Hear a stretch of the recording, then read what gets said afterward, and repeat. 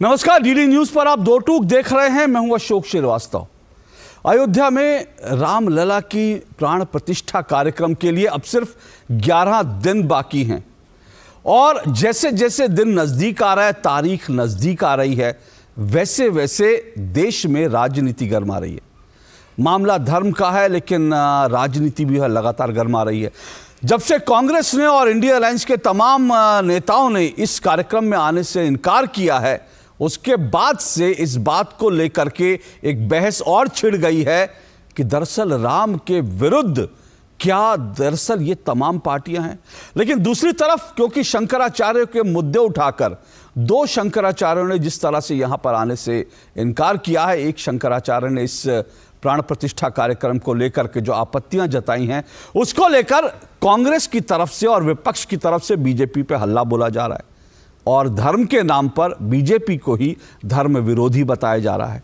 तो सवाल यह है कि कौन है राम के विरुद्ध और कौन लड़ रहा है धर्म युद्ध। आज दो टूक में इसी पर चर्चा करेंगे, राम विरुद्ध या धर्म युद्ध। लेकिन इससे पहले एक बड़ी जानकारी जो आप जानते हैं हालांकि, और वो जानकारी ये कि आज जैसा मैंने बताया 11 दिन रह गए और आज से प्रधानमंत्री नरेंद्र मोदी ने 11 दिन का एक कठिन व्रत जो है अनुष्ठान वो शुरू किया है। क्योंकि प्रधानमंत्री नरेंद्र मोदी का यह मानना है क्योंकि उनके हाथों से प्राण प्रतिष्ठा का कार्यक्रम होना है, इसलिए प्रधानमंत्री नरेंद्र मोदी ने आज से 11 दिन का एक कठिन व्रत रखा। प्रधानमंत्री इससे पहले भी आप जानते हैं अच्छी तरह से कि नवरात्र में 9 दिन का व्रत रहते हैं, नींबू पानी पर सिर्फ रहते हैं और एक बार फिर से वो 11 तारीख से लेकर 22 तारीख तक, यानी जब तक कि प्राण प्रतिष्ठा का कार्यक्रम संपन्न नहीं हो जाता, वो एक व्रत रखेंगे जैसा उन्होंने आज घोषणा की। दूसरी तरफ अगर मैं विपक्ष की बात करूं तो विपक्ष में भी कुछ नेता, कांग्रेस के अंदर कुछ नेता लगातार इस बात का विरोध कर रहे हैं कि कांग्रेस का स्टैंड सही नहीं है। हालांकि कांग्रेस इसको जस्टिफाई कर रही है अपनी तरह से। कांग्रेस की तरफ से कई नेता जो हैं विरोध में हैं, कई समर्थन में हैं और यह कहा जा सकता है कि क्या कांग्रेस में भी इस मुद्दे पर एक युद्ध शुरू हो गया है, क्या कांग्रेस में भी बंटवारा हो रहा है। इन सब पर आज चर्चा करेंगे और आपको यह भी बता दूं, कांग्रेस में सबसे ज्यादा मुखर आवाज इस वक्त अगर किसी ने उठाई है तो वो आचार्य प्रमोद कृष्णन ने उठाई है। और आज हमारे साथ दो टूक में आचार्य प्रमोद कृष्णन एक्सक्लूसिव जुड़ेंगे। लेकिन उससे पहले जरा आपको सुनवा देता हूं प्रधानमंत्री नरेंद्र मोदी क्या कह रहे हैं और कांग्रेस के भीतर से क्या आवाजें उठ रही हैं। उसके बाद मेरे साथ जुड़ेंगे आचार्य प्रमोद कृष्णन अयोध्या से एक्सक्लूसिव।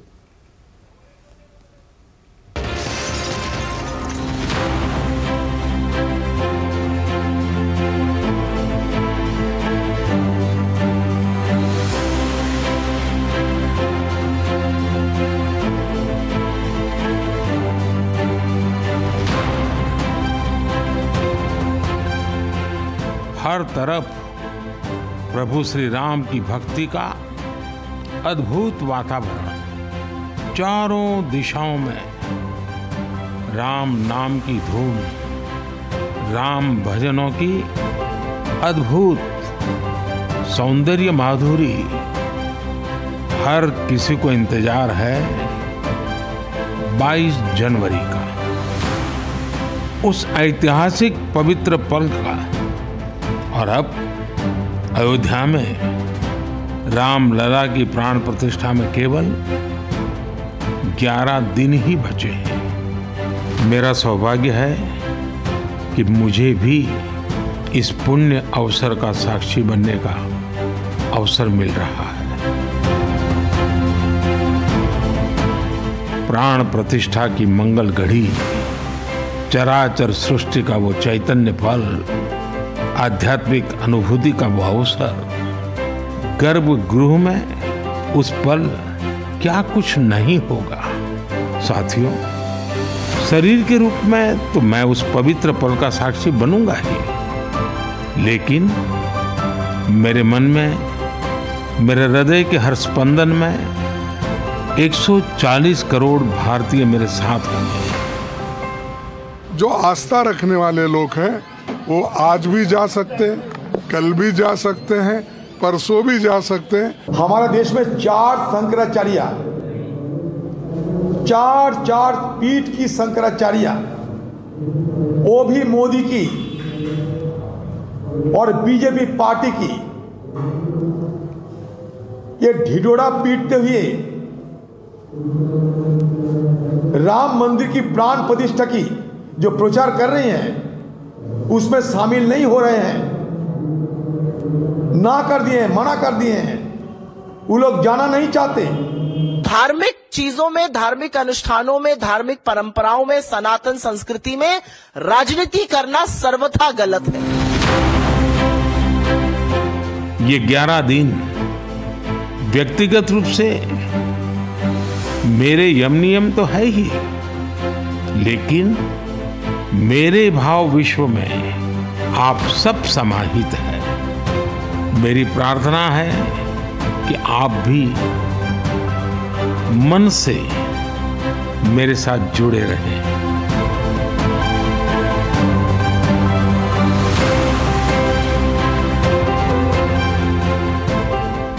लेकिन जब ईश्वर रूपी वही जनता शब्दों में अपनी भावनाएं प्रकट करती है, आशीर्वाद देती है, तो मुझ में भी नई ऊर्जा का संचार होता है। आज मुझे आपके आशीर्वाद की आवश्यकता है, इसलिए मेरी प्रार्थना है कि शब्दों में, लिखित में अपनी भावनाएं जरूर प्रकट करें, मुझे आशीर्वाद जरूर दें। जो राजनीतिक लोग, जो नेता, जो पॉलिटिकल पार्टियां भगवान राम के निमंत्रण को अस्वीकार कर रही हैं, ये गलत कर रहे हैं, पुनर्विचार करना चाहिए। जो राजनीतिक लोग, जो नेता, जो पॉलिटिकल पार्टियां भगवान राम के निमंत्रण को अस्वीकार कर रही हैं, ये गलत कर रहे हैं, पुनर्विचार करना चाहिए। तो आपने सुना प्रधानमंत्री के व्रत को और विपक्ष के हठ को, और इसी पर आज हम चर्चा भी करेंगे। लेकिन इससे पहले कि मैं आगे बढ़ूं और इस पर डिस्कशन करूं, जैसा मैंने आपको कहा, मेरे साथ इस वक्त फिलहाल अयोध्या से सीधा जुड़ रहे हैं आचार्य प्रमोद कृष्णन जी। आचार्य जी, बहुत बहुत आपको साधुवाद, आपको नमस्कार, आप मेरे साथ जुड़े इस एक्सक्लूसिव वार्ता के लिए। थैंक यू, धन्यवाद। आचार्य जी, मैं आपको सुन रहा था अभी, आपके सुबह से जो है लगातार आपके कुछ इंटरव्यूज जो है लगातार चल रहे हैं, और मैं सुबह से आपको सुन रहा था, आप कह रहे थे तारीख पे तारीख, तारीख पे तारीख, तारीख पे तारीख, लेकिन अब वो तारीख आ गई। तारीख पे तारीख अब नहीं है, 22 तारीख तो आ गई, लेकिन अभी भी आप जिस पार्टी के नेता हैं वहाँ से लगातार आवाज़ें उठ रही हैं कि ये तारीख भी ठीक नहीं है। क्या कहेंगे इस तारीख पर आप?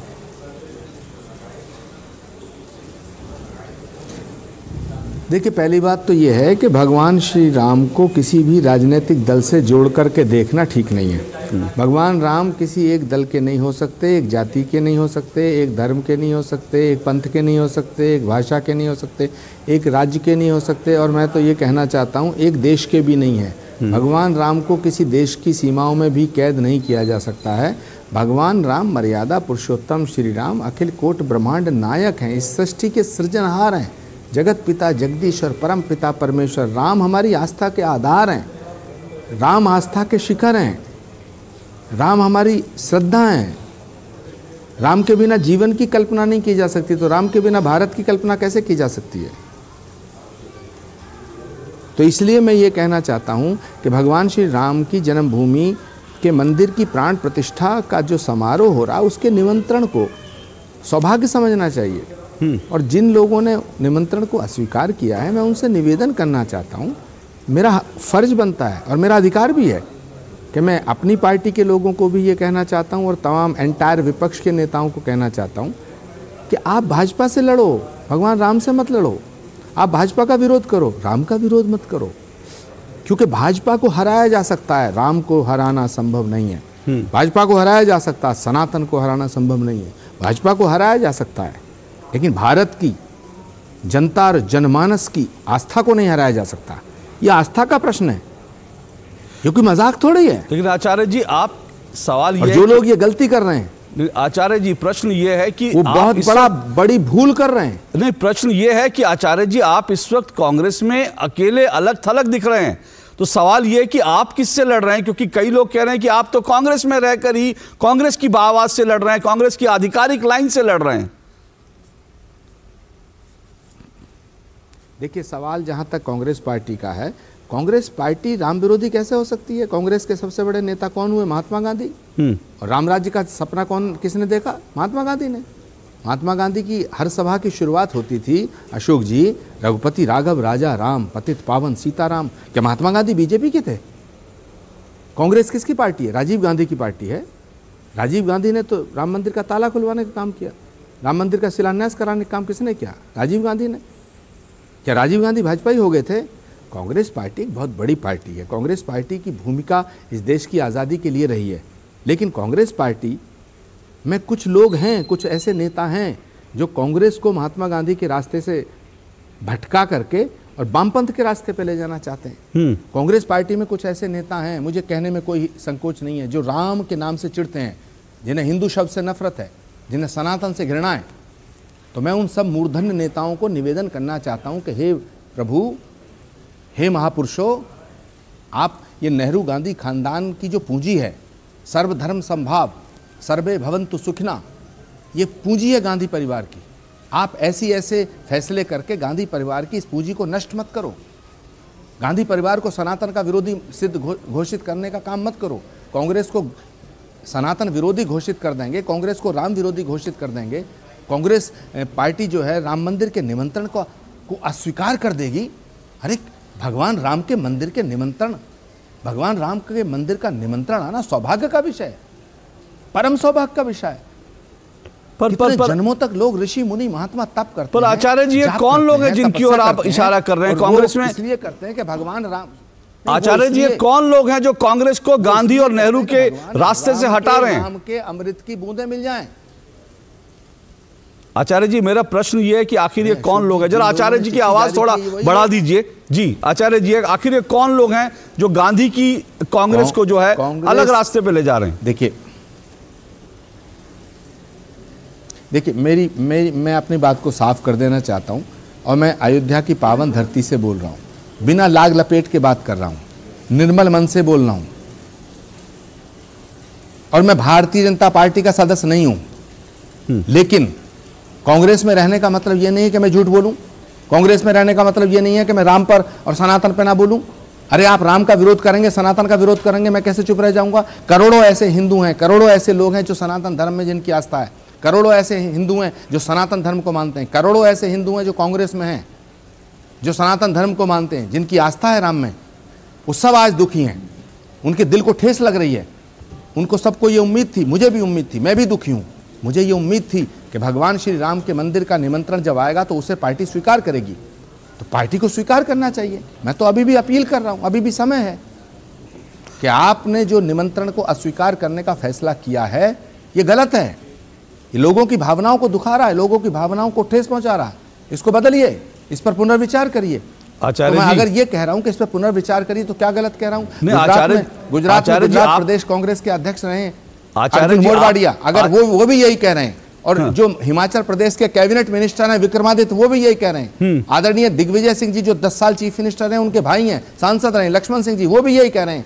लाखों लोग हैं कांग्रेस पार्टी के अंदर जो बीजेपी में नहीं है, कांग्रेस में है, कांग्रेस में है। तो फिर कांग्रेस सुन क्यों नहीं रही? भगवान राम के भक्त हैं। नहीं तो फिर कांग्रेस लग रही है। आचार्य जी, कांग्रेस पार्टी में सुनवाई क्यों नहीं हो रही इन लोगों की, जो करोड़ों करोड़ लोग हैं? अगर पार्टी में उन करोड़ों करोड़ कार्यकर्ताओं की आवाज नहीं सुनी जा रही, तो सवाल यह कि पार्टी कौन चला रहा है? अशोक जी, कितनी बड़ी विडंबना है, बड़ी मजेदार बात है कि भगवान राम के मंदिर के निमंत्रण को जो अस्वीकार किया गया है, जो अस्वीकार पत्र जारी किया गया है, अस्वीकार शब्द चुभ रहा है, खटक रहा है। और ये अस्वीकार शब्द, अस्वीकार पत्र जारी जिन्होंने किया है, उनके नाम में खुद राम है, उनके नाम में राम है। मार्क्सवादी कम्युनिस्ट पार्टी के बहुत बड़े नेता हैं, उन्होंने भी निमंत्रण पत्र को अस्वीकार किया है। उनका नाम है सीताराम येचुरी, उनके नाम में भी सीताराम है। अजीब है।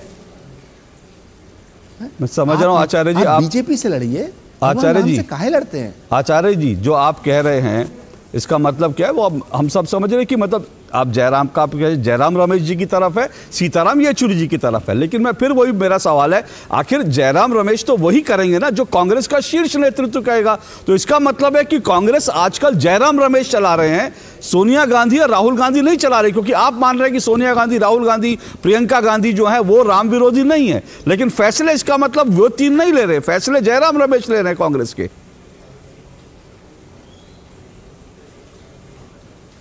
देखिए, ये बहुत चिंता का विषय है और चिंतन का विषय है। ये कांग्रेस के नेतृत्व को सोचना पड़ेगा और सोचना चाहिए, क्योंकि भारत की जो जनता है, ये भारत भावनाओं का देश है और भारत की भावना भगवान श्री राम के साथ है, भगवान श्री राम मंदिर के साथ है। राजनीतिक दल अलग हो सकते हैं, भारतीय जनता पार्टी और कांग्रेस की लड़ाई हो सकती है, भारतीय जनता पार्टी और समाजवादी की लड़ाई हो सकती है, टीएमसी की और कांग्रेस की लड़ाई हो सकती है, राजनीति अलग है, लेकिन ये आस्था का विषय, इसे समझने की कोशिश करनी चाहिए। अगर हम किसी भगवान राम को क्या एक राजनीतिक पार्टी से जोड़ के देखा जा सकता है? भगवान राम को हम कहते हैं कि भगवान राम सिर्फ भाजपा के हैं। भाजपा की उत्पत्ति कब हुई? 1980 में। आरएसएस की उत्पत्ति कब हुई? 1925 में। तो क्या हम राम को ये कह सकते हैं वो आरएसएस के हैं? क्या हम राम को बीजेपी का बना सकते हैं? और अगर हम इतना बड़ा पाप और इतना बड़ा गुनाह और इतनी बड़ी भूल करना चाहते हैं तो करें। देश की जनता को ये बात अच्छी नहीं लग रही है, इसलिए मैं तमाम अपोजिशन के नेताओं से, नॉट केवल कांग्रेस के नेताओं से नहीं, मैं सभी अपोजिशन के नेताओं से हाथ जोड़ के निवेदन करना चाहता हूं। भाई, मैं आग्रह करना चाहता हूं, मुख्यमंत्री और प्रधानमंत्री और केंद्र का मंत्री मुझे नहीं बनना है, या आप लोगों को बनना है सबको, लेकिन देश की जनता की भावनाओं का सम्मान करके बन पाओगे। अगर आप भगवान राम को भाजपा के खाते में डालना ही चाहते हो, आपने संकल्प ले लिया है, ठान लिया है कि भाई राम को भाजपा ही घोषित कर दो, तो कर दो भाई, आपकी मर्जी। अभी समय है, इस फैसले पर पुनर्विचार करना चाहिए। लेकिन आचार्य जी, जो अब कांग्रेस के नेता कह रहे हैं वो शंकराचार्य जी का हवाला दे रहे हैं। वो कह रहे हैं कि भाई हम तो शंकराचार्य जी को मानेंगे। शंकराचार्य जी ने कहा है कि भाई ये अधूरा मंदिर है, वहाँ पे प्राण प्रतिष्ठा नहीं हो सकती। क्योंकि मैं तो मानता हूँ और मुझे लगता है देश भी मानता है कि कांग्रेस के अंदर धर्म को, शास्त्रों को जितना आप जानते हो उतना कोई नहीं जानता। आप खुद कल्कि धाम पीठ के जो है प्रमुख हैं। तो इसलिए मैं आपसे जानना चाहता हूँ, ये जो शंकराचार्य जी वाली लाइन है वो सही है जिसपे कांग्रेस आज चल रही है, या आप जो कह रहे हैं वो सही है? देखिए अशोक जी, सवाल आपका बड़ा गंभीर है, लेकिन उत्तर बहुत सरल है। राम बने हैं या शंकराचार्य? दुनिया के जितने ऋषि मुनि, महात्मा, तपस्वी हैं, जितने साधु संत हैं, वो पूरी जिंदगी तप, जप और नाम संकीर्तन, भजन, पूजन, अर्चन, वंदन, विधि विधान, अनुष्ठान, क्रिया, कृत्य सब इसलिए करते हैं कि भगवान राम की कृपा की कुछ बूंदें मिल जाएं। यहाँ तो राम की गंगा बह रही है, आप उसको नकारना चाहते हैं, उसमें डुबकी लगाइए।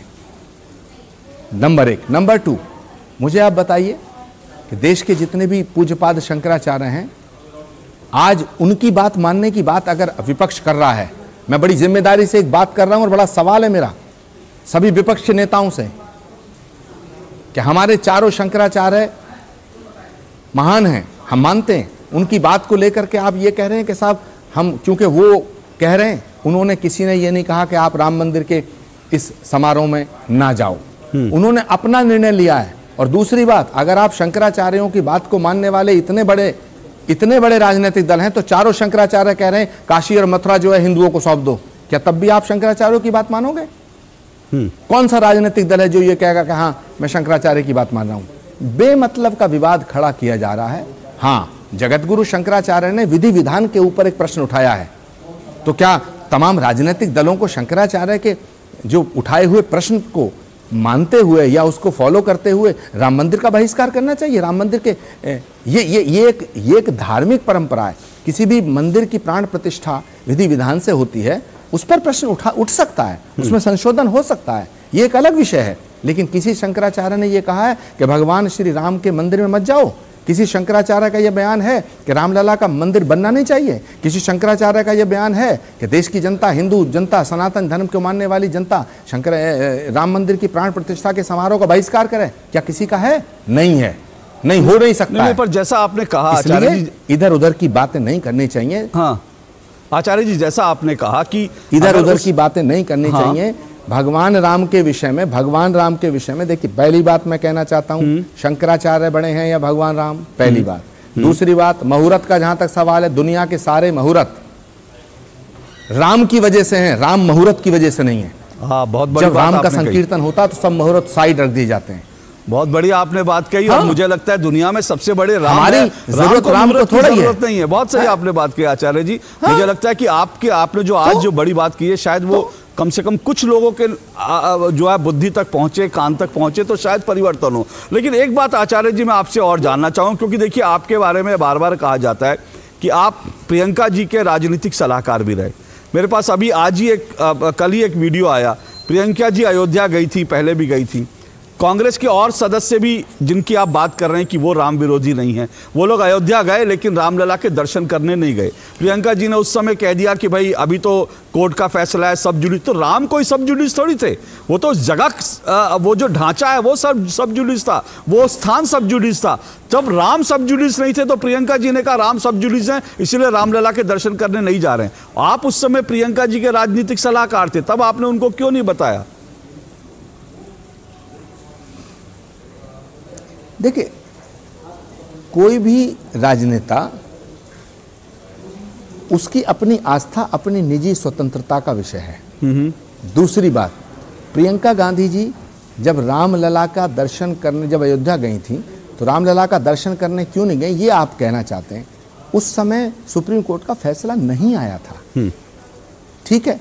उन्होंने सोचा होगा कि यदि वो वहां जाएंगी तो एक विवाद खड़ा हो सकता है, ये उनका निजी विषय है। लेकिन मैं ये बात दावे के साथ कह सकता हूं कि प्रियंका गांधी जी की पूरी आस्था भगवान राम में है, सनातन धर्म को मानती हैं, ये मैं दावे के साथ कह सकता हूं।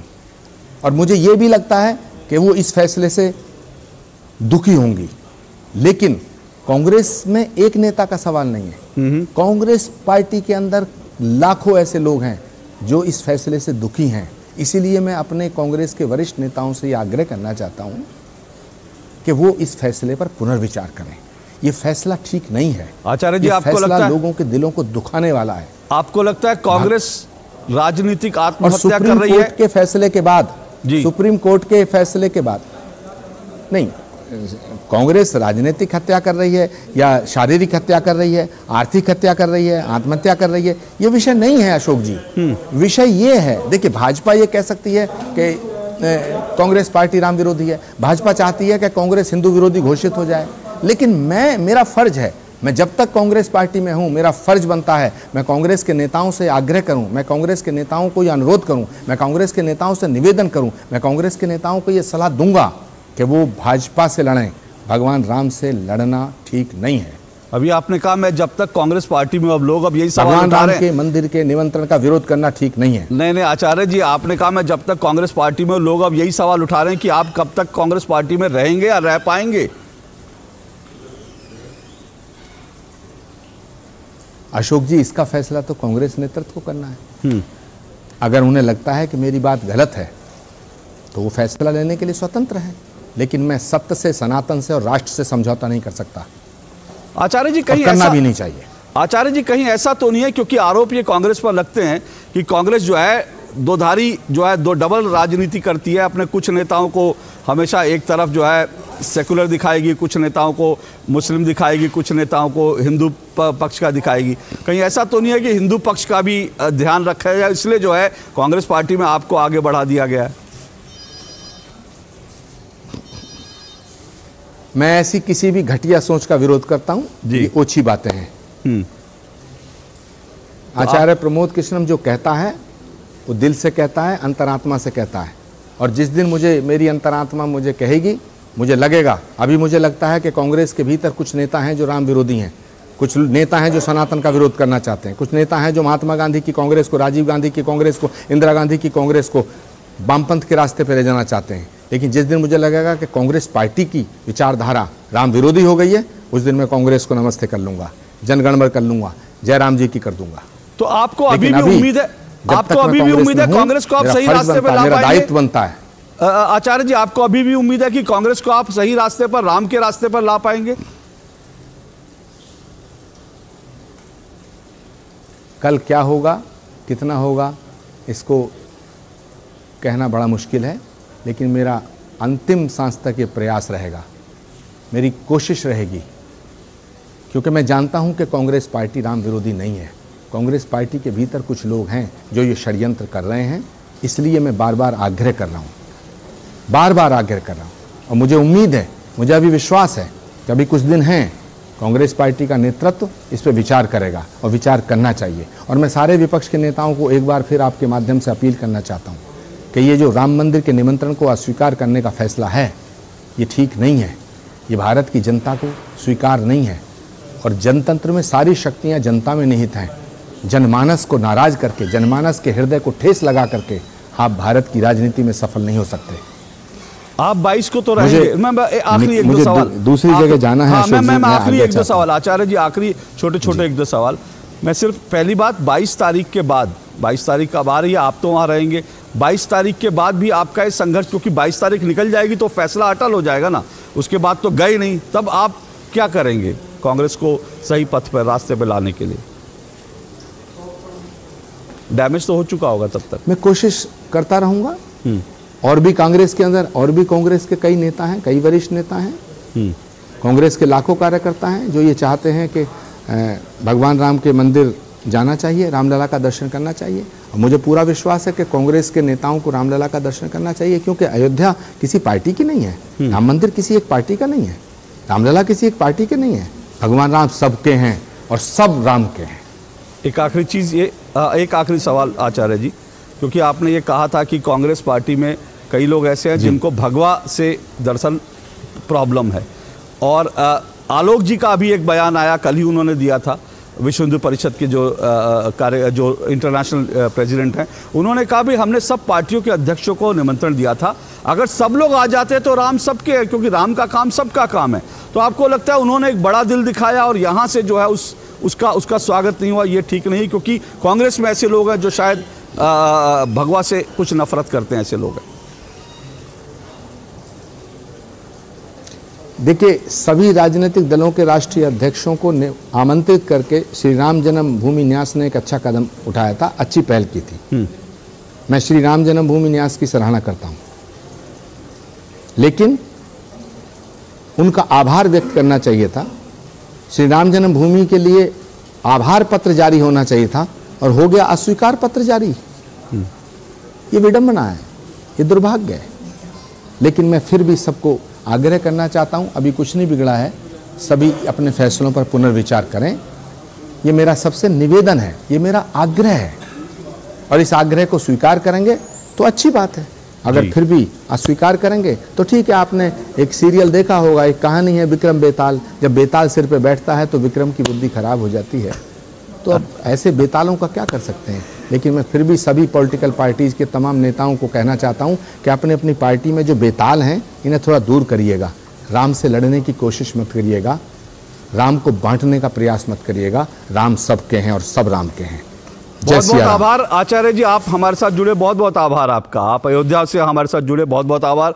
तो आचार्य प्रमोद कृष्णन हमारे साथ जुड़े थे, उन्होंने कुछ महत्वपूर्ण बातें कही। उन्होंने कहा कि जो राम जन्मभूमि तीर्थ क्षेत्र ट्रस्ट है उनका आभार प्रकट करना चाहिए था, उन्होंने बड़ा अच्छा काम किया। दूसरी तरफ उन्होंने साफ तौर पर कहा कि शंकराचार्य जो हैं वो भगवान राम से बड़े नहीं हैं, और भगवान राम को जो है उनको दरअसल किसी शुभ मुहूर्त की जरूरत नहीं है। बड़ी बातें कही आचार्य प्रमोद कृष्णन ने, और उनका यह भी दावा है कि कांग्रेस को वो सही रास्ते पर लाने का लगातार प्रयास करते रहेंगे। उनका बहुत बहुत आभार। और एक छोटा सा ब्रेक ले रहा हूं, ब्रेक के बाद मेरे साथ 3 मेहमान जुड़ेंगे और इसी डिबेट को आगे बढ़ाएंगे कि दरअसल कांग्रेस इस वक्त किस रास्ते पर जा रही है, जिसका इशारा अभी आचार्य प्रमोद कृष्णन ने किया। इस ब्रेक के बाद साल, बरस और सदी नहीं, एक युग गुजर जाएगा। उम्र न पूछो वंडर की, जब फर्क नजर आएगा। वंडर सीमेंट, फर्क नजर आएगा। कुछ महीने पहले मेरे दोस्त की हेल्थ अचानक खराब हुई और कुछ दिनों में ही उसकी डेथ हो गई। उसने पॉलिसी बाजार से टर्म लाइफ इंश्योरेंस लिया हुआ था। मैंने पॉलिसी बाजार को कांटेक्ट किया, उनकी टीम ने क्लेम दिलाने में उसकी पेरेंट्स की पूरी हेल्प की। क्लेम के टाइम पे आपकी हेल्प के लिए हमेशा तैयार। पॉलिसी बाजार, 1 करोड़ का टर्म लाइफ इंश्योरेंस सिर्फ 470 रुपए महीने से शुरू। गोल्डी छोले मसाले, जहाँ जाए रिश्ते बनाए। जहाँ जाए रिश्ते बनाए गोल्डी मसाले। मिठाई तो हमारे जमाने में होती थी। हाँ तो जाइए ना अपने जमाने में। रोमांस तो हमारे जमाने में होता था।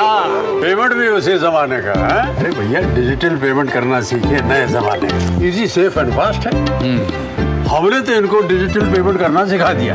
आपने ये सेल्फी लेते हैं, ये हमारे जमाने का है। आरबीआई कहता है कि डिजिटल पेमेंट अपनाओ, औरों को भी सिखाओ। मेरे शेर तैयार है ना? हाँ चल चल चल आजा मेरे शेर आजा। क्या सिखाया था मैंने? क्या होती है असली मर्दानगी? प्यार के साथ संयम, मर्द पे कंडो मर्द। शाबाश। और मैंने क्या सिखाया था? क्या होती है छिछोरों की निशानी? ये पहले साल में बच्चे करते हैं। और जो मैंने कहा था भूल गया? नहीं याद है ना कि पहले परिवार नियोजन की बात, फिर सुहागरात। सही बात। देखिए प्यार के साथ जिम्मेदारी भी निभाना, इसी में असली मर्दानगी है ना। ये किसने सिखाया बे? मेरी अपनी है यार। तुझे तो प्यार हो गया बे। चले चल चल चल अच्छा सुनना, हमारी भी जिम्मेदारी ले लो बे। शर्मा गया। सेहत और सोच दोनों से तैयार होकर परिवार बढ़ा रहा है इंडिया। अपना भविष्य पक्का बना रहा है इंडिया। फोन करें और परिवार नियोजन से जुड़ी सब जानकारी पाएं। जोड़ी जिम्मेदार जो प्लान करे परिवार। दादी आज भी आपकी चाय की दुकान बंद थी? 1 महीने से बीमार हूँ, काम बंद और इलाज का खर्चा अलग। आयुष्मान कार्ड नहीं बनवाया? नाम सुना है, कहाँ बनवाना है, कैसे बनवाना है, इस उम्र में भाग दौड़। कार्ड अभी बन जाएगा। आयुष्मान ऐप पर जाकर अपना या परिवार के सदस्य का नाम लाभार्थी सूची में ढूंढें। आधार, ओटीपी या फेस ऑथ द्वारा ऑथेंटिकेट करें। डिटेल्स भरें। अब मोबाइल से फोटो खींचकर अपलोड करें। बन गया। अब ठीक होकर अपने हाथ की चाय पिला दो। और एक प्रकार से पीएम जय अब गरीबों की जय बन गई है। 5 लाख तक के मुफ्त उपचार की गारंटी। स्वास्थ्य का वरदान आयुष्मान। लाइफ में फाइनेंशियल आजादी के लिए एनपीएस जरूरी है। रिटायरमेंट में फाइनेंशियल आजादी रहे जारी, एनपीएस से आज ही करे तैयारी। एनपीएस जरूरी है। जालिम लोशन का ऑरिकेम ग्रीन ऑइंटमेंट, कील मुहासे, फोड़े फुंसी, घाव, जले कटे पर गुड़कारी। Herbal antiseptic cream green ointment.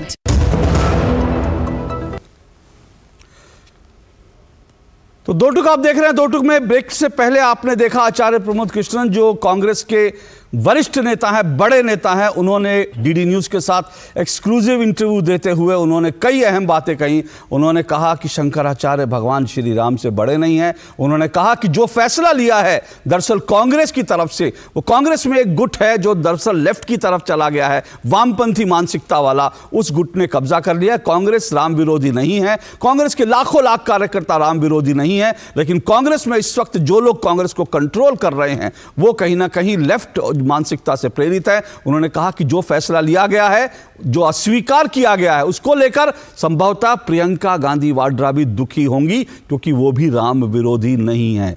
एक और बड़ी बात उन्होंने कहा जो श्री राम जन्मभूमि तीर्थ क्षेत्र ट्रस्ट है और उसका आभार प्रकट करना चाहिए सभी दलों को, न कि उसका विरोध करना चाहिए। और जिस तरह से अस्वीकार लेटर जो पत्र जारी किया गया है वो अपने आप में बहुत गलत है। तो आचार्य प्रमोद कृष्णन ने जो कहा और साथ साथ जिस तरह से कांग्रेस के नेता लगातार एक धर्म युद्ध छेड़े हुए हैं राम के विरुद्ध, उसी पर चर्चा करेंगे। मेरे साथ 3 मेहमान फिलहाल जुड़े हुए हैं, आइए परिचय करवा दूं। मेरे साथ सौरभ द्विवेदी जुड़े हुए हैं, राजनीतिक विश्लेषक सौरभ द्विवेदी। मेरे साथ दुष्यंत नागर स्टूडियो में जुड़े हुए हैं, राजनीतिक विश्लेषक। और मेरे साथ ललित शर्मा जी जुड़े हुए हैं, पंडित ललित शर्मा जी जो है वो धर्म और शास्त्रों के ज्ञाता हैं। आप तीनों मेहमानों का बहुत बहुत शुक्रिया, स्वागत। दुष्यंत नागर जी, पहला सवाल आपसे, क्या कहेंगे आप, कांग्रेस किस रास्ते पर जा रही है और किन के हाथ में इस वक्त चली गई है? नहीं, पहले तो मैं यही कहूँगा कि आचार्य जी कल्की पीठ के पीठाधीश्वर हैं, सिद्ध पुरुष हैं। देश में उनकी एक अपनी पहचान है, एक लोकप्रियता है और उनकी तर्कों में उनको झुटलाया नहीं जा सकता। मैं भगवान से प्रार्थना करूंगा श्री राम से कि जो वो प्रयास कर रहे हैं, सच्चे मन से कर रहे हैं, उनको सफलता मिले। दूसरा मैं ये कहना चाहता हूँ, जिन नेताओं के विषय में आपने कहा, वो दोनों नेता कांग्रेस के वर्तमान अध्यक्ष और श्री जयराम रमेश जी दोनों भी किसी कंधा से आते हैं, कर्नाटका से आते हैं, जहाँ के राजा सुग्रीव की भगवान राम की राम कथा में, राम रावण युद्ध में, राम विजय में एक बड़ा रोल है। तो जो मुद्दे उन्होंने उठाए, जैसा कि हम सब सुन रहे थे, जानकारी आ रही थी कि 15 तारीख को कांग्रेस के नेता वहाँ जा रहे हैं, उत्तर प्रदेश कांग्रेस कमेटी के लोग जा रहे हैं और काफ़ी लोग जा रहे हैं। लेकिन जो अचानक से एकदम से जो परिवर्तन आया, उसमें कहीं ना कहीं वर्तमान लीडरशिप का ये मानना है कि भारतीय जनता पार्टी इस पूरे भगवान राम जन्मभूमि न्यास के द्वारा आयोजित जो कार्यक्रम हो रहा है, जिसमें राम जन्मभूमि में भगवान राम की प्राण प्रतिष्ठा और अन्य कार्यक्रम, उसका पूरा का पूरा राजनीतिकीकरण कर रही है, 2024 के चुनाव के प्रचार के लिए कर रही है। तो इस प्रकार की आशंकाओं की वजह से, जैसा जानकारी मिल रही है, कांग्रेस इस कार्यक्रम से, इस न्योते से पीछे हट गई। आपको लग रहा है राजनीति की वजह से हटी? नहीं, पर लोगों का कहना तो यही है। नहीं, पर आचार जो श्री राम जन्मभूमि तीर्थ ट्रस्ट क्षेत्र है, उनकी तरफ से तो बाकायदा सबको निमंत्रण गया और पहले कांग्रेस ने निमंत्रण मांगा, तो इसमें बीजेपी कहां से आ गई? निमंत्रण आपको मिला था, आप स्वीकार कर लेते, राजनीति नहीं होती। राम जन्मभूमि ट्रस्ट का तो हार्दिक आभार प्रकट करते हैं कि उन्होंने पूरा प्रोटोकॉल अपनाते हुए, पूरा सिस्टम का पालन करते हुए सभी राजनीतिक दलों को, राष्ट्रीय राजनीतिक दलों को, देश के गणमान्य लोगों को, सबको आमंत्रित किया है। लेकिन ये कहीं ना कहीं दो दलों की राजनीति और आसन्न चुनावों को देखते हुए ये घटना घटित हुई है। लेकिन मेरा भी ये मानना है आचार्य जी से कहीं ना कहीं इत्तेफाक रखते हुए कि इस पे दोबारा से सोचना चाहिए, इस पर पुनर्विचार करना चाहिए। आपको भी लगता है कि पुनर्विचार? आचार्य जी ने जो बातें कही हैं, मैं आचार्य जी की बातों से पूर्णतः सहमत हूँ। सौरभ दुबे जी, आचार्य जी की बातों से दुष्यंत जी भी सहमत हैं, लेकिन कांग्रेस का शीर्ष नेतृत्व अब जिस लाइन पर चला गया, जितना आगे चला गया, मुझे नहीं लगता वहां से उसके लौटने की कोई गुंजाइश है, कोई संभावना है। और कांग्रेस के पूरा इंडिया अलायंस ने जो स्टैंड ले लिया है, वहां से लौटने की तो कोई गुंजाइश नहीं है। तो क्या मतलब, ये इसका मायने क्या है? क्या ये राजनीति हो कर रही थी बीजेपी इस वजह से, या फिर लगता है, आचार्य जी ने तो जवाब नहीं दिया, लेकिन मुझे लगता है कांग्रेस ने राजनीतिक तौर पर आत्महत्या करने का फैसला कर लिया? देखिए, जब आप हनुमान चालीसा पढ़ते हैं तो उसमें लिखा है, होत न आज्ञा बिनु पैसारे, बिना हनुमान जी की आज्ञा से कुछ होता नहीं है। और एक और लाइन है, भूत पिचास निकट नहीं आवे, जितने अवांछनीय तत्व हैं वो हनुमान जी स्वयं दूर कर देते हैं। अभी देखिए, आचार्य जी बैठे थे, आचार्य जी ने स्वयं कहा कि विक्रम के ऊपर बेताल चढ़ा हुआ है, और जब तक वो बेताल चढ़ा रहेगा तो विक्रम जो है, विक्रम को सद्बुद्धि नहीं आएगी। ये आचार्य जी का कहना था, ये कांग्रेस पार्टी के नेता का कहना था। तो आप समझिए कि वो जो बेताल है ना, भूत पिचास, वो जब तक नहीं हटेगा तो हनुमान जी उनको आज्ञा नहीं देंगे। बेताल कौन है, यही तो समझ रहे हैं। बेताल सब समझ रहे हैं, बेताल सबको पता है। हाँ। जो लोग दक्षिण भारत की तरफ जाना चाहते हैं, दक्षिण भारत की राजनीति की तरफ जाना चाहते हैं, उत्तर भारत को छोड़ दिया, उत्तर प्रदेश को छोड़ दिया, जो प्रियंका गांधी जी उत्तर प्रदेश का जिस समय नेतृत्व करना चाहिए था, उस समय अजय राय के भरोसे तो कांग्रेस को छोड़ दिया। अब छोड़ करके वो तो चली दक्षिण भारत की ओर। आप एक बात बताइए, राम किसके हैं? राम सबरी के हैं। राम किसके हैं? राम केवट के हैं, राम वाल्मीकि के हैं, राम गोस्वामी तुलसीदास के हैं, राम जन जन के हैं, हम सब के राम हैं। पर राम तो दक्षिण के भी है ना, अगर कांग्रेस को लग रहा है दक्षिण की राजनीति तो दक्षिण में के राम है, दक्षिण के नेता इसीलिए तो आवाज उठा रहे हैं कि जाना चाहिए भाई उनके अंदर। लेकिन जो शीर्ष नेतृत्व है, उस पर जो बेताल सवार है, उसका आप क्या कर सकते हैं? जब सनातन को गाली दी जा रही थी, हिंदुओं को डेंगू बोला जा रहा था, सनातन को, हिंदुओं को दुष्प्रचार किया जा रहा था हिंदुओं के खिलाफ, तब भी राहुल गांधी चुप थे, तब भी प्रियंका गांधी चुप थी। आज उसी क्रम में बढ़ते हुए रामचरितमानस का अपमान हुआ और आज राम मंदिर के जो निमंत्रण को उन्होंने अस्वीकार कर दिया। मैं एक बात कहना चाहता हूं, जितने कांग्रेस के नेता हैं जो कांग्रेस को अंदर अंदर जो है वो आईना दिखाने का प्रयास कर रहे हैं, लेकिन कांग्रेस छोड़ नहीं रहे हैं। उनको जो है इस बात से तो आपत्ति है कि भैया ये सही राजनीति नहीं हो रही है, लेकिन कांग्रेस छोड़ने को तैयार नहीं है। अरे भाई, जिसने राम से मुंह मोड़ लिया उसके साथ क्यों हैं आप? फिर उसके साथ क्यों हैं? वो तो कह रहे, आचार्य जी कह रहे सही रास्ते पे लाने की कोशिश करेंगे। आचार्य जी आज से नहीं, पिछले कई वर्षों से हमने देखा है, वो लगातार कांग्रेस को आईना दिखा रहे हैं। अब वो कह रहे हैं जिस दिन कांग्रेस का शीर्ष नेतृत्व बोलेगा वो निकाल देगा, उस दिन हम चले जाएंगे। अरे भैया, आप अपना सम्मान, आप आचार्य आचार्य हैं और आप आचार्य होने के नाते अगर राम का अपमान हुआ है तो आप तत्काल जो है कांग्रेस से बहिष्कार कर दीजिए कांग्रेस पार्टी का। ठीक है, वो आप उससे इस्तीफा दे दीजिए वो ठीक है, लेकिन वो तो उनके वो उनका निर्णय है, उस पर तो हम नहीं कह सकते कांग्रेस का निर्णय। लेकिन एक बात, लेकिन हाँ मैं आप ही के पास आ रहा हूँ दुष्यंत जी, क्योंकि ये समझना तो जरूरी है ना, ये वैताल कौन है दुष्यंत जी? जो वैताल जो है चढ़ गया है सब पार्टियों के सरों पर, ये वैताल कौन है? मैंने पहले भी बोला और मैं फिर यही कहना चाहता हूँ, इस प्रकार की राजनीति जो हुई, जैसे हमारे साथी ने पूरा एकदम से भारतीय जनता पार्टी को तो राममय कर दिया और कांग्रेस को एकदम से खलनायक बना दिया, ये इस प्रकार की बयानबाजी, ऐसी राजनीति की वजह से ही मुझे लगता है,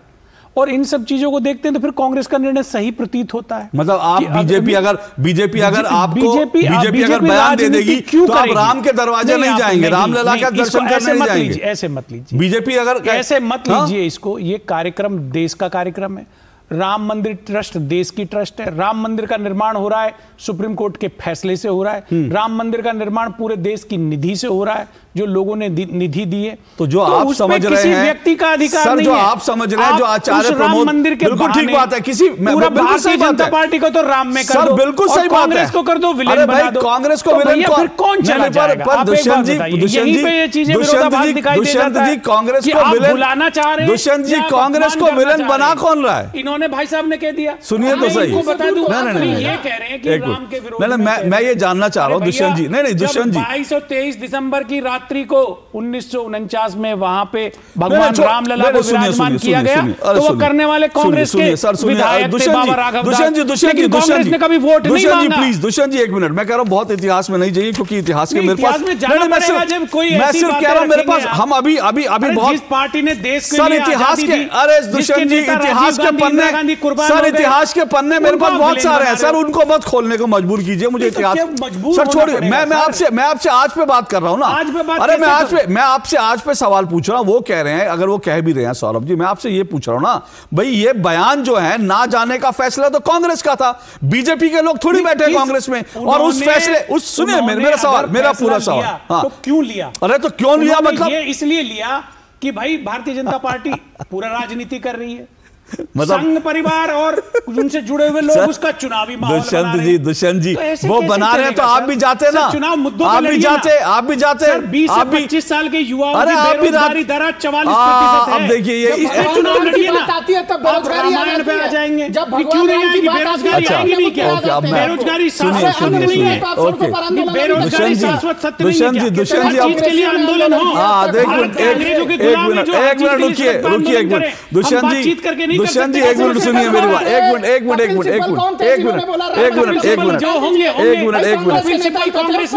रुकिए प्लीज, दोनों रुकिए प्लीज, सुनिए अरे सुनिए रुकिए मुझे एक मिनट, दुष्यंत जी रुकिए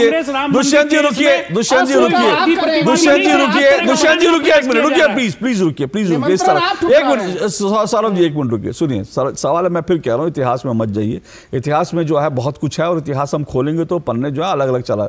मैं फिर कह रहा हूं कि आप कह रहे हैं कि ठीक है राजनीति अगर बीजेपी कर रही है तो भाई आपके पास भी तो राजनीति के बड़े धुरंधर है ना, आपको एक मिनट मेरी बात पूरी हो जाए, मैं आपको किसने कहा, आपको बीजेपी ने, अब ये तो कांग्रेस के नेता कह रहे हैं ना कि कांग्रेस के नेतृत्व के सर पर जो है वैताल सवार हो गया, और वो वैताल किसकी तरफ कह रहे हैं, उनका इशारा साफ तौर पर है कि कांग्रेस में इस वक्त, और मैं फिर कह रहा हूं दो टूक अगर आप देखते हैं तो ये एक मिनट दो टूक अगर आप देखते हैं तो दो टूक में बार बार ये बात उठी है, कई बार ये बात उठी है कि दरअसल कांग्रेस का शीर्ष नेतृत्व इस वक्त एक लेफ्ट लॉबी जो है उनकी आइडियोलॉजी के पीछे है, और वो लेफ्ट लॉबी कांग्रेस के तमाम डिसीजन जो है वो ले रही है, और इसलिए कांग्रेस में ये जो पूरी यात्राएं हुई, यात्रा कौन थी, राहुल गांधी की यात्रा के पीछे कौन था, आप उनके नाम देख लीजिए, कन्हैया कुमार थे, उसमें जो है योगेंद्र यादव थे, तमाम जो लेफ्ट लॉबी के लोग हैं वो इस वक्त कांग्रेस चला रहे हैं, और उसी की तरफ इशारा उन्होंने किया कि कांग्रेस के सर पर वैताल सवार हो गया। लेकिन इससे अलग मैं आता हूं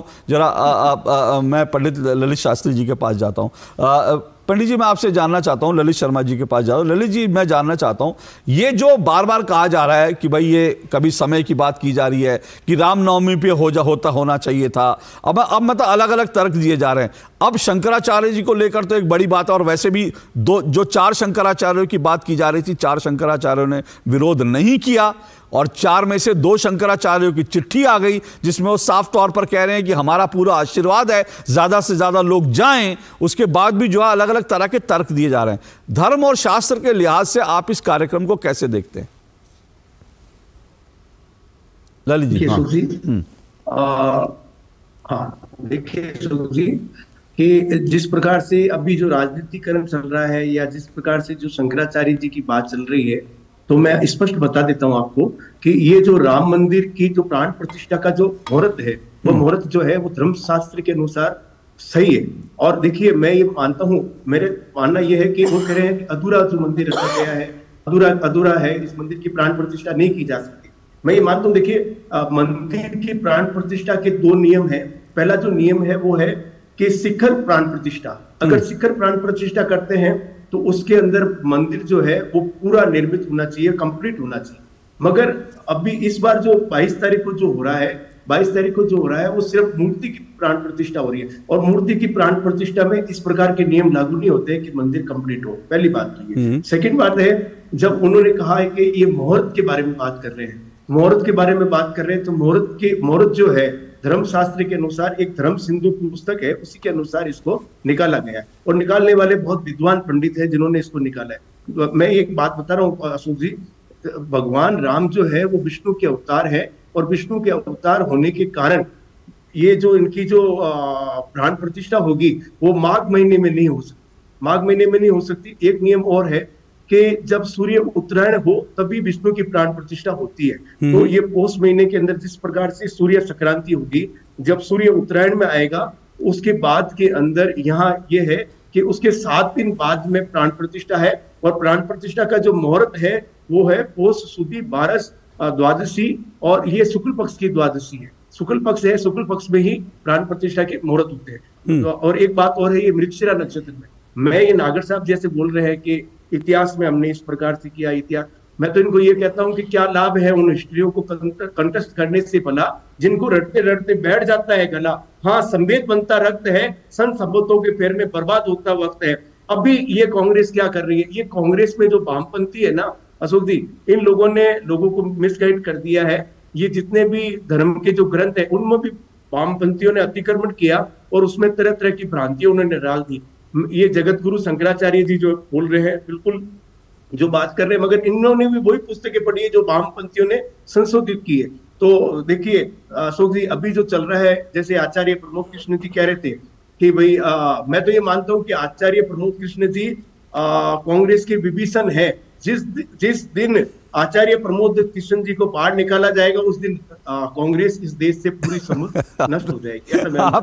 आपने बड़ी बात कह दी। कहते हैं, देखिए कांग्रेस के अंदर जो बात बता रहा हूँ अशोक जी, सटीक बात बता रहा हूँ, राम बात नहीं मने रिजाए सटे जन खालिस तीस, ये रामचरितमानस में लिखा गया है कि राम विरोध न उबरसी शरण विष्णु अजीज। राम का जो विरोध करते हैं वो चाहे विष्णु भगवान के पास जाए, चाहे शंकर भगवान के पास जाए, चाहे ब्रह्मा जी के पास जाए, उनको नष्ट होने से कोई नहीं रोक सकता। आचार्य जी प्रयास कर रहे हैं। ठीक है, मैं एक ब्रेक ले रहा हूँ, लेकिन आपने बड़ी बात कही। आपने एक तरह से कहा जो लंका है, कांग्रेस की लंका है, वहां पर जो है विभीषण है दरअसल जो हमारे आचार्य जी, और आपने कहा कि भाई राम का विरोध करने सिंधिया जी को बोलते थे लेकिन अभी जो है अभी ठीक है, मैं एक ब्रेक ले रहा हूँ पंडित जी रुकिएगा, मैं एक ब्रेक ले रहा हूँ। ब्रेक के बाद इस चर्चा में दोबारा आऊंगा मैं, और इस चर्चा को आगे बढ़ाऊंगा। मैं फिर कह रहा हूँ वो विभीषण है, लेकिन सवाल फिर वही है कि वैताल जो है कांग्रेस के सर से, ये वैताल कब उतरेगा, ये बुद्धि कब आएगी, ये एक बड़ा सवाल है। और ये बुद्धि जो है हरने वाले कौन है, तो शायद राम जी हैं, राम जी ने बुद्धि हरी है, शायद ऐसा ही है। लेकिन हम देखते हैं इसके बाद आगे कांग्रेस किस रुख पे जाती है, इस ब्रेक के बाद। जालिम लोशन का ऑरिकैम ग्रीन ऑइंटमेंट, कील मुहासे, फोड़े फुंसी, घाव, जले कटे पर गुड़कारी, herbal antiseptic cream, green ointment. Goldie chole मसाले, जहाँ जाए रिश्ते बनाए, जहाँ जाए रिश्ते बनाए, गोल्डी मसाले। लाइफ में फाइनेंशियल आजादी के लिए एनपीएस जरूरी है। रिटायरमेंट में फाइनेंशियल आजादी रहे जारी, एनपीएस से आज ही करे तैयारी। एनपीएस जरूरी है। जनजातीय गौरव दिवस पर माननीय प्रधानमंत्री श्री नरेंद्र मोदी ने की पीएम आदिवासी न्याय महाअभियान यानी पीएम जनमन की शुरुआत। 24,104 करोड़ रुपए से 28 लाख आदिवासियों को अब मिलेगा अनेक सरकारी योजनाओं के लाभ के साथ साथ अपने सपनों का पक्का घर, पक्की सड़क, बिजली, नल से जल और आयुष्मान भारत के तहत मुफ्त इलाज की सुविधा। वो देख पवन आ गया। पवन वहाँ क्यों बैठा है? तुझे उसे टीबी है। और भाई लास्ट बेंच का मजा अकेले अकेले। पता है ना मुझे टीबी है। चल चल तुझे पता है ना इलाज का असर शुरू होने के बाद टीबी के इन्फेक्शन का डर नहीं रहता। टिफिन में क्या है?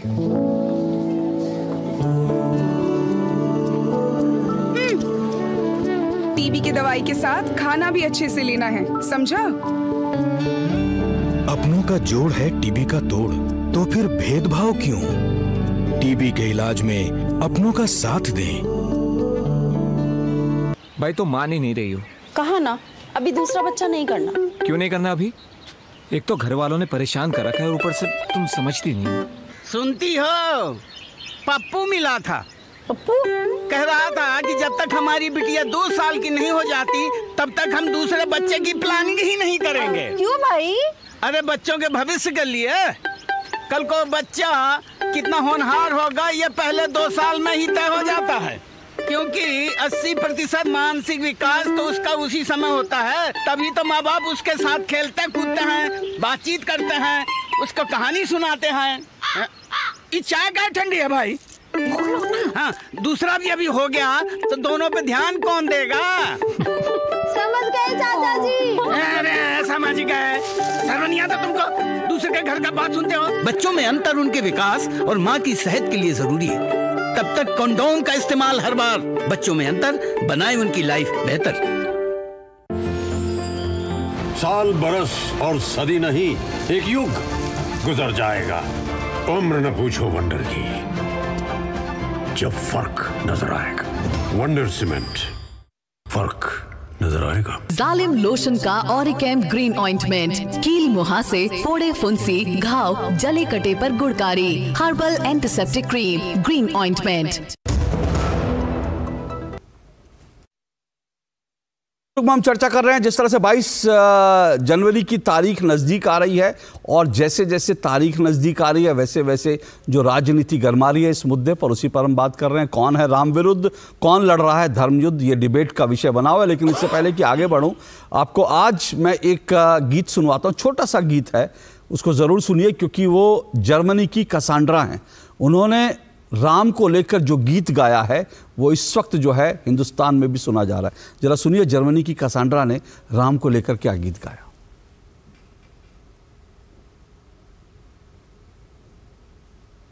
जरा वो गीत चलाइए जर्मनी की। जी जी, तो ये जो गीत है ये अब से कुछ देर पहले प्रधानमंत्री जी ने भी इसको ट्वीट किया और जर्मनी की कसांड्रा हैं जिन्होंने राम के लिए गीत गाया है। तो राम आएंगे सिर्फ भारत नहीं बल्कि दुनिया भर में राम की प्रतीक्षा हो रही है कि राम लला की प्राण प्रतिष्ठा हो। सुनिए ये गीत। ये भजन आप सभी के लिए है, आओ सब साथ में गाते हैं। राम आएंगे तो आंगना सजाऊंगी, दीप जला के दिवाली मैं मनाऊंगी। मेरी झोपड़ी के भाग आज खुल जाएंगे। राम आएंगे, राम आएंगे, राम आएंगे, आएंगे राम आएंगे, राम आएंगे, आएंगे राम आएंगे, राम आएंगे, आएंगे राम आएंगे, राम आएंगे, आएंगे राम आएंगे। देखिए जर्मनी तक जो है दुनिया भर में राम की प्रतीक्षा हो रही है। दुष्यंत जी, जर्मनी तक में लोग कह रहे हैं कि मेरी झोपड़ी के भाग खुल जाएंगे, राम आएंगे। लेकिन राम तो आ रहे हैं पर फिर भी सवाल यही है कांग्रेस नहीं आ रही है। देखिए एक श्लोक है, गुरु ब्रह्मा गुरु विष्णु गुरुर्देव महेश्वराय, गुरु साक्षात पार ब्रह्म तस्मै श्री गुरुवे नमः। तो मैं धन्यवाद देना चाहूँगा श्री प्रभुपाद जी को जिन्होंने इस्कॉन जैसी एक महान संस्था बनाई और पूरी दुनिया में जर्मनी में, इटली में, यूरोप में, पूरे अमेरिका में, लैटिन देशों में, अफ्रीका में, हर जगह आज जय राम सीताराम, हरे कृष्णा हरे राम, ये भगवान नाम का आंदोलन जो शुरू किया वो फल रहा है, फूल रहा है। ऐसे ही जर्मनी से इन बालिका का आया। तो राम तो आदि और अंत से परे है, इस चराचर जगत के स्वामी हैं, परमानंद महेश, विष्णु महेश, त्रिलोक के स्वामी जो हमारे त्रिदेव हैं, उनके द्वारा भी पूजित हैं राम। राम परमात्मा है। महात्मा गांधी ने तो कहा राम परमात्मा है। तो रामचंद्र जी के ऊपर ना कोई डिबेट है, ना रामचंद्र जी की स्वीकार्यता पे, उनकी आराधना पे ना कहीं कोई चर्चा है। यही कांग्रेस पार्टी थी जिसको अभी आलोचना कर रहे हैं। इसी कांग्रेस पार्टी के राजीव गांधी जी प्रधानमंत्री थे, उन्होंने रामायण सीरियल का प्रसारण कराया, प्रमाणिक सीरियल, शोध के साथ, तथ्यों सहित पूरे देश में प्रचारित कराने वाली यही कांग्रेस पार्टी है। इटली वाले कब गाएंगे? हम ये कहना चाहते हैं, इटली वाले कब गाएंगे? देखिए, ओके सौरभ जी, अब समय मेरे पास समय सौरभ जी, तो मैं ये कहना चाहता हूँ, मंगल भवन अमंगल हारी द्रवौ सो दशरथ अजर बिहारी। आप तो गा रहे हैं, इटली वाले कब गाएंगे? अरे तो मोदी जी से पूछो, मेलोनी उनकी मित्र है, मेरा क्या परिचय है? जिस तारीख को आप बार बार पूछ रहे थे वो है 22 तारीख, प्रधानमंत्री 22 तारीख आदरणीय प्रधानमंत्री जी के करीबी नेत्री है। बाल रूप की प्राण प्रतिष्ठा होगी उनकी, तो पूरा विश्व देखेगा, पूरा विश्व राममय हो चुका है। लेकिन न जाने क्या दिक्कत है, पहले कहते हैं हमको निमंत्रण नहीं दिया गया, जब निमंत्रण दे दिया गया तो कहते हैं भैया इसको निमंत्रण अस्वीकार है, वीएचपी आरएसएस का कार्यक्रम है। सौरभ जी, मैं जानना चाह रहा हूं, माया मिली ना राम, ना आपको सत्ता मिलेगी, ना ही आपको राम मिलने वाले,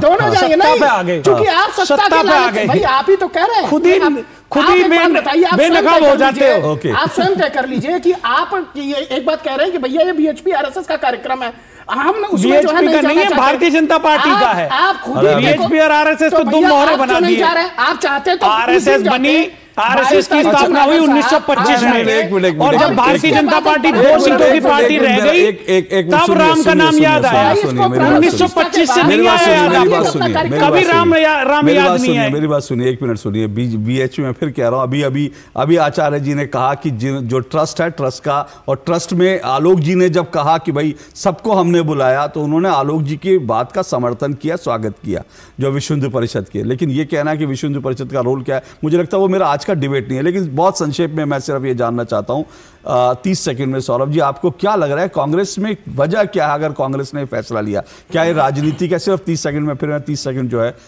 ललित जी को दूंगा। देखिए, कांग्रेस पार्टी जो है वो बहुत बड़ी दुविधा में है। अब जब अभी उसके गठबंधन जो है, गठबंधन की बात चल रही थी, तो कहीं ना कहीं गठबंधन के नेताओं से वो इतनी परेशान हो चुकी है कि उसको ये नहीं समझ में आ रहा कि राम मंदिर पर निर्णय क्या लेना चाहिए। पहले वो 1 कदम आगे रखने का प्रयास किया था, फिर 2 कदम उन्होंने पीछे खींचा जो है। तो वो कहीं ना कहीं जो चुनाव के मद्देनजर 2024 का जो लोकसभा का चुनाव है, उसके मद्देनजर ये जो गलत कदम जो है ना चाहते हुए भी कांग्रेस पार्टी ने उठा लिया है, इसका जो चुनाव परिणाम में जब जाएंगे वो तो उनको भुगतना पड़ेगा। ललित जी, इससे बचने का प्रयास करना चाहिए। ललित जी, मैं तो शास्त्रों का ज्ञाता नहीं हूं, लेकिन बहुत संक्षेप में आपसे एक 30 सेकंड में जानना चाहता हूं। ये कहते हैं जब भगवान जो है, जब किसी का बुरे दिन आते हैं तो उसकी बुद्धि भ्रष्ट हो जाती है। क्या कुछ ऐसा ही देख रहे हैं क्या आप? बिल्कुल है। देखो अशोक जी, कि राम मंदिर में जाने का निमंत्रण मिलता है और उसमें भी वो स्वीकार नहीं कर रहे, तो मैं तो ये मानता हूं कि कांग्रेस से ज्यादा अभागा कोई भी नहीं हो सकता, और जो विपक्ष है उससे अभागा कोई भी नहीं हो सकता। अशोक जी, रामचरितमानस में लिखा गया है कि निर्मल मन जन सो मोहि पाव। जिसका मन निर्मल होता है वही भगवत प्राप्ति कर सकता है या भगवान को प्राप्त कर सकता है। तो मैं तो ये कह रहा हूँ कि अभी भी मौका है, और अगर जाते हैं और शरण भगवान की शरण लेते हैं तो भगवान जरूर माफ करते हैं। बताना भी चाहिए। एक छोटा सा सवाल दुष्यंत, बहुत संक्षेप में। शंकराचार्य अविमुक्तेश्वरानंद जी और निश्चलानंद जी ने जो बयान दिए हैं, और अविमुक्तेश्वरानंद जी ने तो जाने से इनकार किया है, क्या आप उन्हें भी अभागों की श्रेणी में गिन रहे हैं? या आप समय नहीं, आपका सवाल हो गया सर, समय नहीं, उनको जल्दी रिस्पॉन्ड कर दीजिए, उनको जल्दी समय।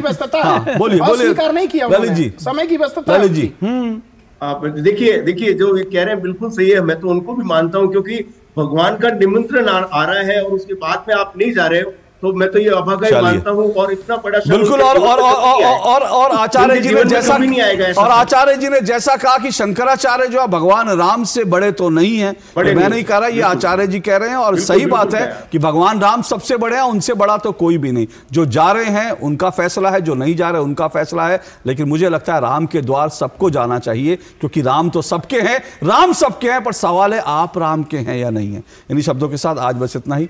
नमस्कार सभी मेहमानों का शुक्रिया। नमस्कार।